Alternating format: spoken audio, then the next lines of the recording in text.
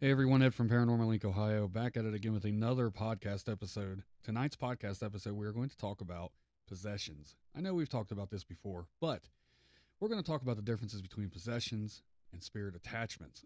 And pretty much where if possessions are real, or if you think they're real, or if you think they're not. Possessions go back to the dawn of time, and a lot of things have happened. You got to think about it. Back then, there was nothing to keep your mind at ease, so you really had nothing to do. You just had nothing to do. So people would come up with things to keep their minds going, and a lot of things that happened would just become mass hysteria. Especially back in the Knights Templar days, um, where the church was just held highest. And if an upper member of the church deemed something bad, then it was evil. It was straight from hell. It was of the devil, and that was it. There was no ifs, ands, or buts about it. It was bad, and it had to be destroyed. So, I mean, the whole Crusades, it was just insane. But, and you got to think about it like this too, like the Salem witch trials. These poor people were brutally murdered in horrific ways to prove that they weren't witches. And I couldn't wrap my head around that because they're wanting them to do this crazy crap to just prove that they're not a witch, but it's okay just to believe somebody because somebody says, "Oh, hey, she's a witch," but they don't have to prove anything. But the person has to prove they're not by just passing these tests that they would never pass, like being crushed by a rock. Well, if it's a witch, it could just push the rock off of her, or burn them at the stake. Well, if it's a witch, then the witch could just free herself and not be burned. They even threw them in rivers and tied them with rocks and held them down in the rivers. Well, if it's a witch, she'd be able to get out of the bindings and swim to the top and be okay. And people went along with this. People, judges, like high up people went along with this and was like, yes, this is correct. This is what we need to do. We need to get rid of this evil. And it was all because some people just didn't like another person. I mean, it was proven. Like, say your neighbor had something that you didn't have, or the neighbor's crops were growing better than your crops were. So it had to be black magic. It had to be witchcraft. So, boom, you're a witch. You're a daughter of Satan. And the trials were just, it was a joke. They'd go in, they'd say their case, and then the judge would just immediately sentence them to death or provals to prove that they're not a witch. But that is a whole another topic that we can talk about. But yeah, I'm just trying to get you guys in the mindset of how that hysteria works, where one person says something and it just rolls downhill and it keeps going and keeps going and keeps going and keeps going, and people just go off with it. Like in one of the South American countries, there was a girl in a school that was playing with the Ouija board app on her phone, and a bunch of kids become possessed. They had to call the ambulances, they had to call the cops, and it was documented and it was videotaped that these kids were really possessed and they were going insane. And they swear it was because of something that they conjured up with the Ouija board app. And that's like another form of hysteria. Like one person sees it and your mind just begins to play tricks on you. Now, I'm not sitting here saying that I don't believe it's real, because I do believe demonic possession is real. I I just like to argue for the sake of argument, I guess. And a lot of demonic possession might not be real. And being an exorcist, you have to be able to tell that. And I think that's why, and not just because of the Catholic Church, because, the Catholic Church and Rome and the Vatican says, well, they have to prove that they're not just insane or it's just a mental problem, that it's a real demonic possession. If they are having a mental breakdown, you should be able to tell that right away. But when, shit starts floating in the air and you're speaking in tongues and you're speaking languages that you've never spoke before, and these people know things about you that nobody knows, there's your proof, man. Like, the last time I checked, when someone had a mental breakdown, they couldn't levitate or know your most inner, deepest, darkest secrets just because they're having a mental breakdown, and they become a superpower being, like a superhero. But throughout the years, there has been many cases of demonic possession. Annalise Michelle, Roland Doe, so on and so forth.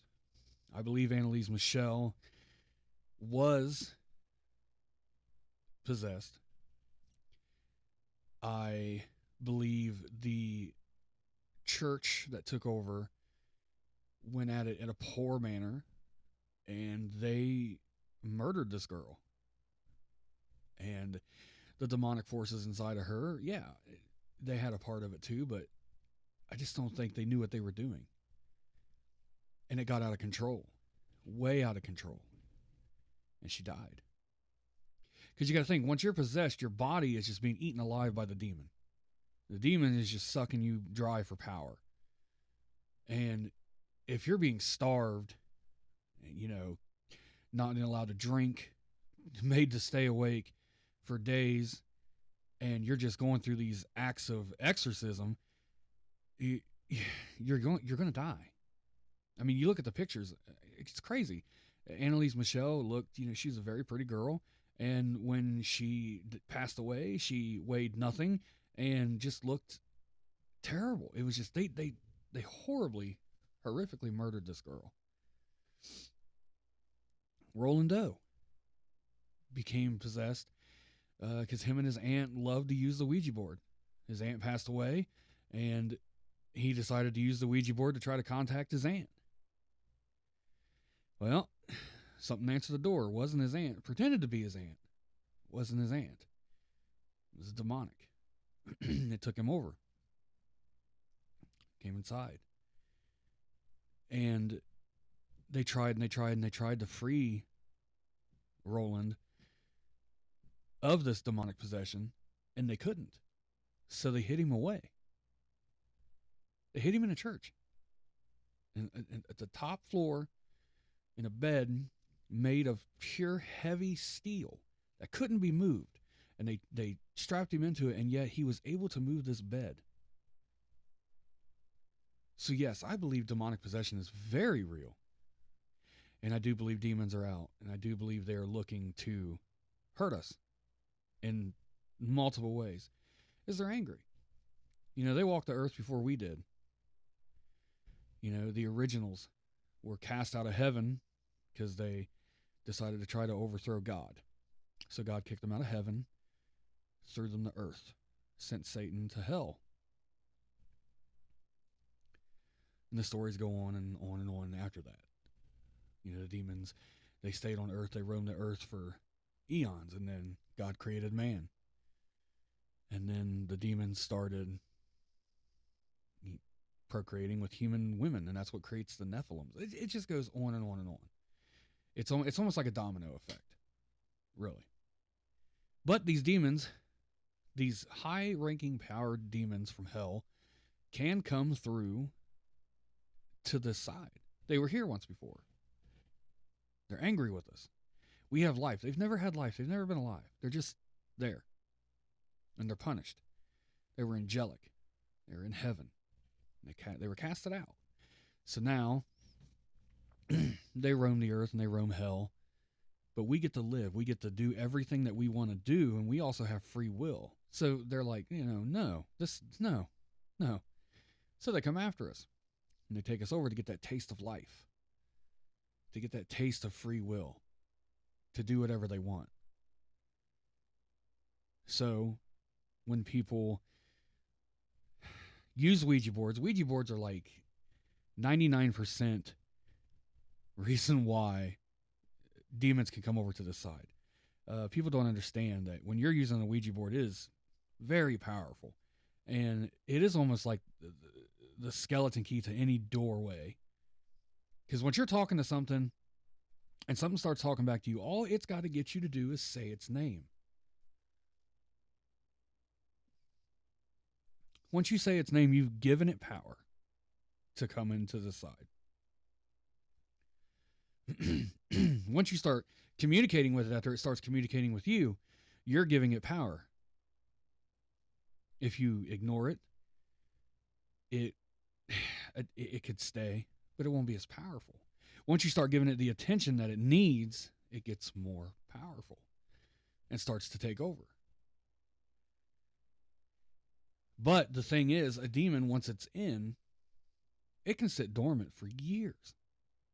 It might not even happen in your lifetime. It could be your child's lifetime. It could be someone else's lifetime. It could be your grandchildren's lifetime, and then it decides to take over.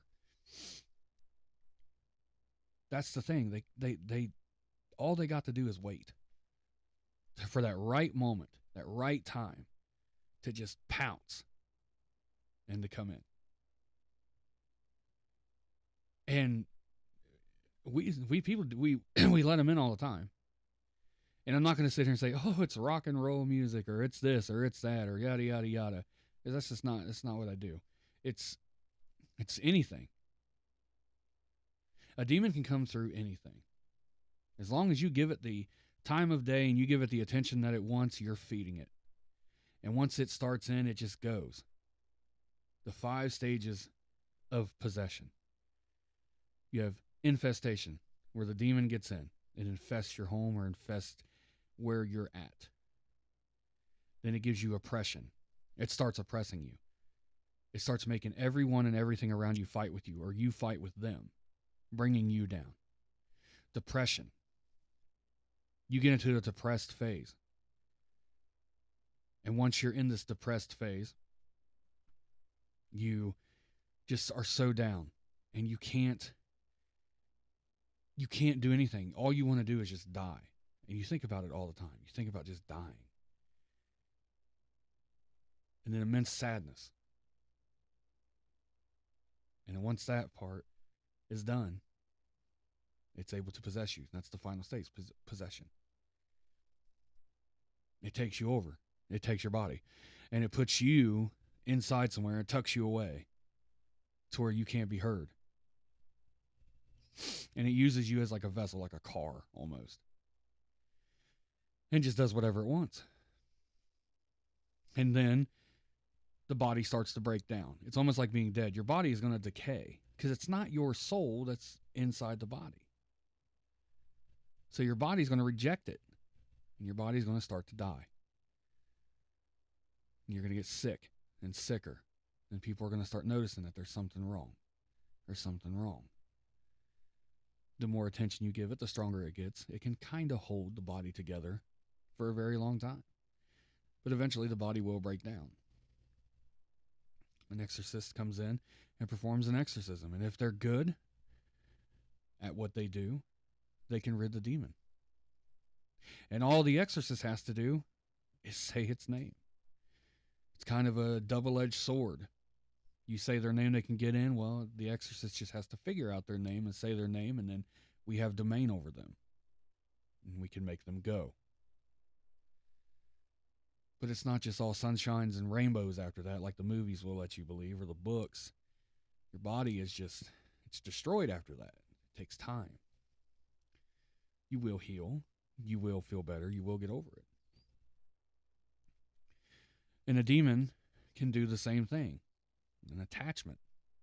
Here's where we go to the side of spirit attachments. I own a lot of things that have spirit attachments. Could they be demonically possessed? Yes, they could be. There could be a demonic attachment to any of these things. But I keep them in vessels, in their own cases, where they can't get out. Nothing can get out. I make sure it's completely covered. Prayers are said. Sage is burned. The precautions are there to make sure that nothing can happen. They will communicate with you. And yes, am I taking a risk? I am taking a risk communicating with them. But not all spirit attachments are bad. Some spirit attachments can be good.